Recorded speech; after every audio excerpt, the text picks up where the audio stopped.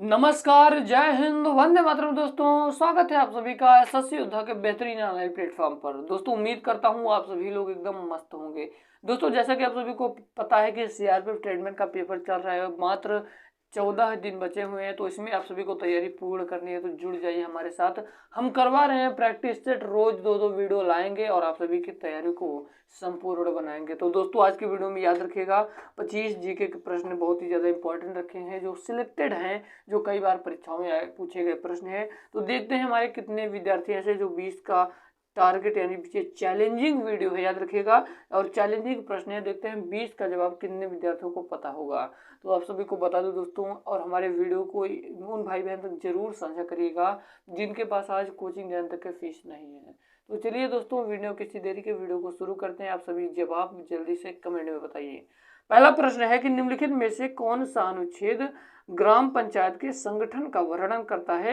जो ग्राम पंचायत का संगठन का वर्णन करता है, याद रखिएगा, ये आर्टिकल 40 है, यानी कि अनुच्छेद 40 में ग्राम पंचायतों के संगठन का वर्णन किया गया है। ठीक है, अब हम लोग चलते हैं अपने दूसरे नंबर के प्रश्न को। जल्दी से आप लोग कमेंट बॉक्स में बताइए, जल्दी से 5 सेकंड का समय दिया गया है, जल्दी से बताइए, जल्दी से। दूसरा नंबर का प्रश्न है कि केंद्रीय मृदा लवणता अनुसंधान संस्थान कहाँ पर स्थित है। तो जल्दी से इसका आंसर बताइए। तो चलिए हम आप सभी को बता देते हैं, आप सभी को।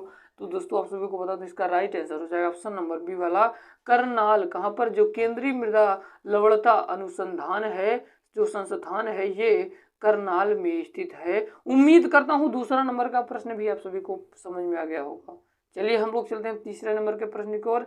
तीसरा नंबर का प्रश्न कह रहा है कि सर्वप्रथम अनुच्छेद 356 का उपयोग कब और कहाँ किया गया था। ये बड़ा महत्वपूर्ण प्रश्न है। तो दोस्तों, याद करिएगा, याद रखिएगा, इसका राइट आंसर हो जाएगा ऑप्शन नंबर तीसरा वाला, केरल 1959 में किया गया था अनुच्छेद 356 का उपयोग। ठीक है, कब? 1959 में किया गया था, केरल में किया गया था।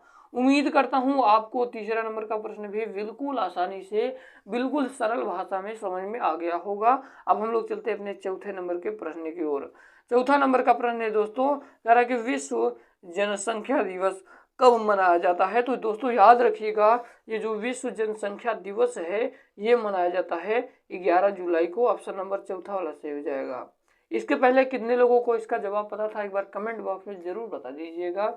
हम लोग चलते हैं अपने 5वें नंबर प्रश्न और कर, जिसका जल्दी से आप सभी आंसर बताइए। कमेंट बॉक्स में लाइव चल रहा है, तो इसमें आप सभी जल्दी से अपना आंसर बताइए दोस्तों। चलिए प्रश्न को हम पढ़ते हैं। गौतम बुद्ध को आखिरकार ज्ञान की प्राप्ति कहाँ पर हुई थी। ये भी बहुत ही अच्छा क्वेश्चन है।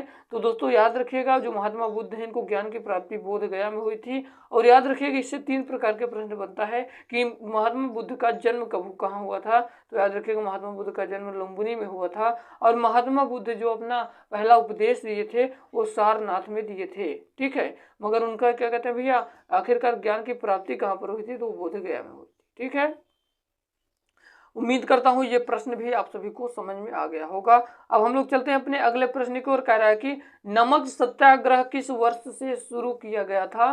दोस्तों, जल्दी से इसका कमेंट बॉक्स में अपने आंसर बताइए। जल्दी से, लाइव स्ट्रीमिंग चल रहा है, जल्दी से जल्दी आप अपने बॉक्स दोस्तों, अपने कमेंट बॉक्स में आंसर बताइए, जल्दी से बताइए। तो चलिए हम आप सभी को बता ही देते हैं कि जो नमक सत्याग्रह है, जो नमक सत्याग्रह है, वो किस वर्ष शुरू किया गया है था। तो याद रखिएगा दोस्तों, इसका राइट आंसर हो जाएगा ऑप्शन नंबर दूसरा वाला, 1930 ईस्वी में नमक सत्याग्रह शुरू किया गया था। ठीक है, कोई डाउट तो नहीं? अगर डाउट है तो कमेंट बॉक्स में कमेंट करके जल्दी से बताइए, बिना किसी देरी के। अब आपका अगला प्रश्न कह रहा है कि अभिज्ञान शाकुंतलम की रचना किसने की थी। इसका जल्दी से आप सभी लोग आंसर बताइए, जल्दी से बताइए। नहीं, हम तो बताने ही वाले हैं जल्दी से। तो चलिए दोस्तों, हम बता ही देते हैं। इसका राइट आंसर हो जाएगा कालिदास। ऑप्शन नंबर दूसरा वाला सही हो जाएगा। अभिज्ञान जो शाकुंतलम है, इसकी रचना कालिदास जी ने की था। ऑप्शन नंबर दूसरा वाला सही हो जाएगा। अब आपका अगला प्रश्न है भैया, कह रहा कि पश्चिम बंगाल का सबसे श्रेष्ठ औद्योगिक कोयला कौन सा है। ये भी बहुत ही ज्यादा महत्वपूर्ण प्रश्न है, ये भी बहुत ज्यादा महत्वपूर्ण प्रश्न है। तो जल्दी से दोस्तों, जल्दी से जल्दी करिए, इसका आंसर बताइए। पश्चिम बंगाल का सबसे श्रेष्ठ औद्योगिक कोयला कौन सा है? बहुत इंपॉर्टेंट क्वेश्चन है। तो दोस्तों याद रखिएगा, इसका राइट आंसर हो जाएगा ऑप्शन नंबर तीसरा वाला। क्या हो जाएगा भैया? बूटी, बिटूमिनस किस्म, बिटूमिनस किस्म। ठीक है, उम्मीद करता हूं ये भी प्रश्न आप सभी के समझ में आ गया होगा। अब हम लोग चलते हैं अपने अगले प्रश्न की ओर। कह रहा है कि चंबल नदी किस राज्य से उत्पन्न होती है? जो चंबल नदी है ये कहाँ से उत्पन्न होती है, ये प्रश्न पूछ रहा है। तो दोस्तों ये प्रश्न भी बहुत ज़्यादा इम्पोर्टेंट है, तो याद रखिएगा दोस्तों, ये जो चंबल नदी है ये कहाँ से भैया कहाँ से शुरू होती है? तो याद रखिएगा, इसका राइट आंसर हो जाएगा ऑप्शन नंबर बी वाला, मध्य प्रदेश से। कहाँ से? मध्य प्रदेश से शुरू होती है। ऑप्शन नंबर दूसरा वाला सही हो जाएगा। अब हम लोग चलते हैं अपने अगले प्रश्न की ओर। उम्मीद करता हूँ आप सभी को जितने सारे प्रश्न बताए हुए हैं, जितने भी प्रश्न बताए हुए हैं, सारे आप सभी को समझ में आ गए होंगे। अगर आपको समझ में आया है तो दिल से आप लोग लाइक कर दीजिएगा, और चैनल पर नए आए हो तो हमारे चैनल को सब्सक्राइब कर दीजिएगा। चलिए हम लोग चलते हैं अब अपने अगले क्वेश्चन की ओर। दोस्तों हमारा अगला प्रश्न है, कह रहा है कि निम्न में से कौन सा राज्य नर्मदा घाटी का हिस्सा नहीं है? ये भी बहुत ही महत्वपूर्ण प्रश्न है। तो दोस्तों याद रखिएगा, इसका राइट आंसर हो जाएगा ऑप्शन नंबर बी वाला, राजस्थान। क्या प्रश्न कह रहा है? बड़े ध्यान से देखिए, निम्न में से कौन सा राज्य नर्मदा घाटी का हिस्सा नहीं है? तो याद रखिएगा, राजस्थान नहीं है। ऑप्शन नंबर दूसरा वाला सही हो जाएगा। अब आपका अगला प्रश्न है कि 10 रुपए के नोटों पर निम्न में से किसके हस्ताक्षर होते हैं? ये भी बहुत ही ज्यादा महत्वपूर्ण प्रश्न है। तो याद रखिएगा दोस्तों कि 10 रुपए के जो नोट होते हैं उस पर हस्ताक्षर होता है आरबीआई गवर्नर का। ऑप्शन नंबर तीसरा वाला सही हो जाएगा। अब आपका अगला प्रश्न है, कह रहा है कि राजस्थान की सबसे लंबी नदी कौन सी है? तो दोस्तों याद रखिएगा, जो राजस्थान की सबसे लंबी नदी है इसका राइट आंसर हो जाएगा ऑप्शन नंबर चौथा वाला, चंबल जो है ये राजस्थान की सबसे लंबी नदी है, चंबल नदी। ऑप्शन नंबर चौथा वाला सही हो जाएगा।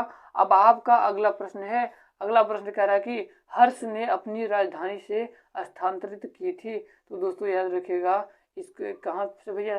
थानेसर कन्नौज स्थानांतरित की थी। अब आपका अगला प्रश्न है कि किस ईंधन को जलाने से वायु प्रदूषण निम्न नहीं होता है? दोस्तों किस ईंधन को जलाने से वायु प्रदूषण नहीं होता है? तो दोस्तों याद रखेगा, एलपीजी और सीएनजी को जलाने से वायु प्रदूषण नहीं होता है। ठीक है, उम्मीद करता हूं आप सभी को सारे प्रश्न, सारे डाउट क्लियर है ना। अगला प्रश्न है कि रेडियो तरंग संचरण के लिए इस्तेमाल की जाने वाली वातावरण की परत है। तो दोस्तों याद रखिएगा, इसका राइट आंसर हो जाएगा ऑप्शन नंबर तीसरा वाला, आयन मंडल। ऑप्शन नंबर तीसरा वाला सही हो जाएगा। अब आपका अगला प्रश्न है कि आपको भारत के किस राज्य में पीट मिट्टी मिलेगी? तो दोस्तों आप सभी को बता दूं, ये जो पीट मिट्टी है ये आपको केरला में मिलेगी। ऑप्शन नंबर पहला वाला सही हो जाएगा। अब आपका 17 नंबर का प्रश्न है, कह रहा है कि अंतर्राष्ट्रीय योग दिवस जो होता है हर साल को मनाया जाता है। तो याद रखिएगा दोस्तों, ये अब 21 जून को मनाया जाता है। ऑप्शन नंबर दूसरा वाला सही हो जाएगा, 21 जून को जो है अंतर्राष्ट्रीय योग दिवस मनाया जाता है।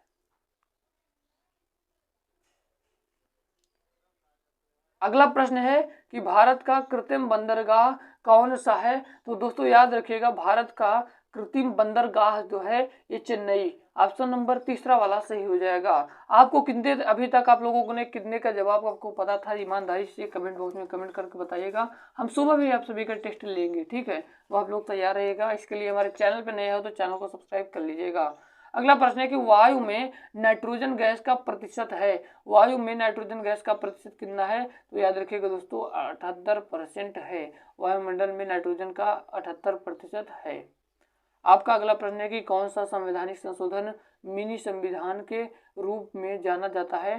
तो दोस्तों याद रखिएगा, इसका राइट आंसर हो जाएगा ऑप्शन नंबर चौथा वाला, 42वां संशोधन ही दोस्तों क्या संवैधानिक संशोधन मिनी संविधान के रूप में जाना जाता है। अब आपका अगला प्रश्न है मेरे दोस्तों, कह रहा है कि इनमें से किसने विजयनगर साम्राज्य में दास्ता की व्यापकता का उल्लेख किया है? तो दोस्तों आप सभी को बता दूं, इसका जो राइट आंसर हो जाएगा ऑप्शन नंबर दूसरा वाला हो जाएगा, किनोर डे कोटी। अगला प्रश्न है कि निम्नलिखित में से कौन सा भारत का सर्वोच्च बिंदु है? तो दोस्तों याद रखिएगा, इसका राइट आंसर हो जाएगा ऑप्शन नंबर चौथा वाला, कंचनजंगा। अब आपका अगला प्रश्न है, कह रहे हैं कि सबसे खराब ओजोन परत वायुमंडल की किस परत में पाई जाती है। तो दोस्तों याद रखिएगा, इसका करेक्ट आंसर हो जाएगा क्षोभ मंडल। ऑप्शन नंबर दूसरा वाला सही हो जाएगा। हम कम टाइम में आपके बेहतरीन कंटेंट देने की कोशिश करते हैं। अगर आप सभी को वीडियो अच्छी लगी हो तो हमारी वीडियो को लाइक जरूर करिएगा।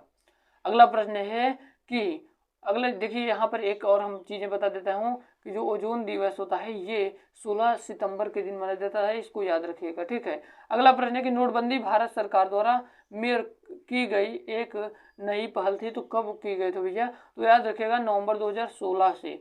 ऑप्शन नंबर दूसरा वाला सही हो जाएगा नवंबर 2016 में। अब आपका आज का लास्ट प्रश्न है दोस्तों, ये भी बड़ा इंपॉर्टेंट क्वेश्चन है। अगर निम्नलिखित भारतीयों में से किसे गणित के क्षेत्र में उनके अनुकरणीय योगदान के लिए जाना जाता है। तो याद रखिएगा इसका राइट आंसर हो जाएगा एस रामानुजम। ऑप्शन नंबर दूसरा वाला सही हो जाएगा। उम्मीद करता हूँ आप सभी को ये वीडियो, सारे प्रश्न आप सभी को समझ में आए होंगे। तो अगर आपको समझ में आया हो तो वीडियो को लाइक जरूर करिएगा। मिलते हैं किसी नए वीडियो में किसी नए टॉपिक के साथ। तब तक के लिए जय हिंद, वंदे मातरम। अपना ख्याल रखिएगा, बिल्कुल अच्छे ढंग से पढ़ाई करते रहिएगा, आपका सिलेक्शन होगा आपके बाद। जय हिंद, वंदे मातरम। भारत माता की